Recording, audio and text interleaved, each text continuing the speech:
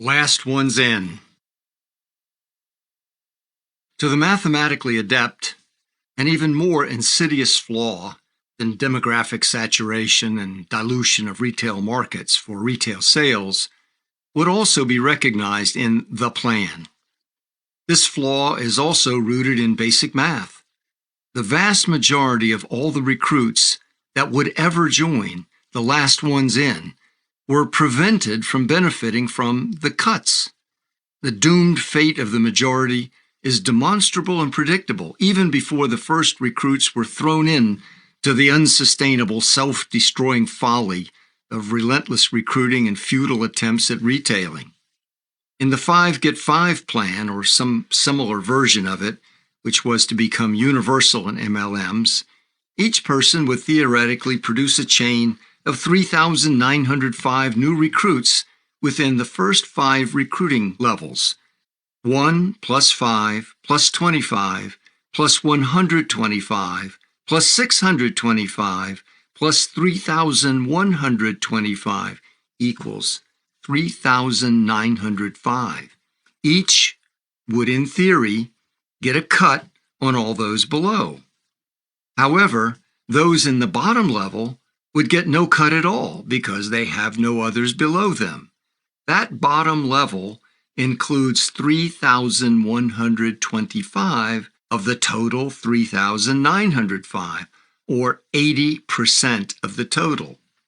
While the bottom level, 80%, could earn no cut at all, the next level, consisting of 625, which is another 16% of the total, would also gain nothing, or nearly nothing, after time and sales costs are factored, because each member of that rank only has 5 others below.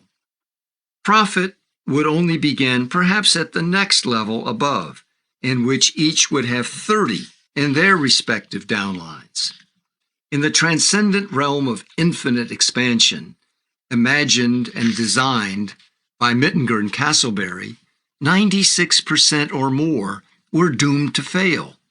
The profit from the cuts would be denied them by position. These fatal proportions of losers would remain fixed regardless of how large the recruiting chain would grow, how long it would run, or how many people would join and quit in the duration. It is likely, though, that Mittinger and Castleberry were not focused on or even concerned with the plight of that 96%. They were far more likely to have been transfixed by the income that would flow to the top level, where they would sit. This fortunate position would have almost 4,000 recruits in just the first 5 recruiting cycles, and then would grow explosively, almost beyond imagination. The 3,125 at the bottom of the 5th cycle could become almost 10 million 5 cycles later. The planners would also have taken note of the next level below them, made up of just 5 members, who would each have almost 800 right from the start, the original black hat upliners.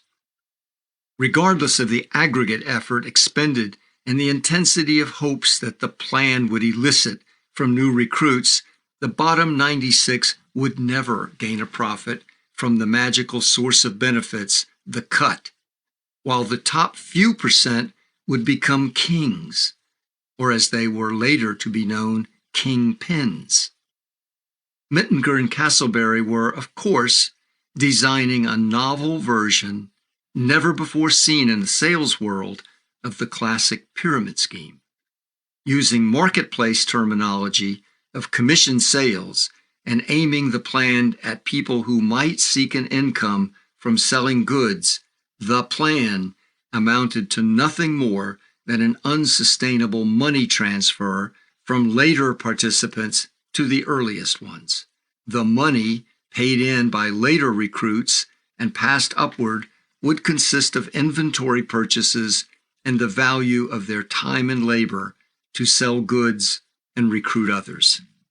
Since the plan destroyed retail sales potential, the greatest and surest contribution to the money transfer fund would be the recruit's own purchases, making the plan a closed market, the very opposite of a customer-based sales business driven by consumer demand.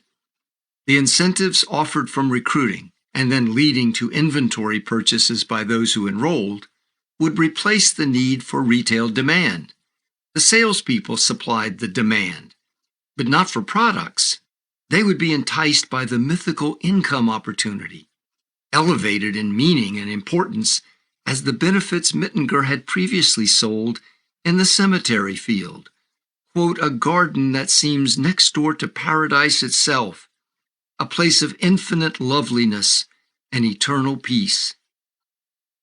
Industrious in this plan would mean the unscrupulous, whose incomes would only be the losses suffered by those later recruited, often close friends and family members.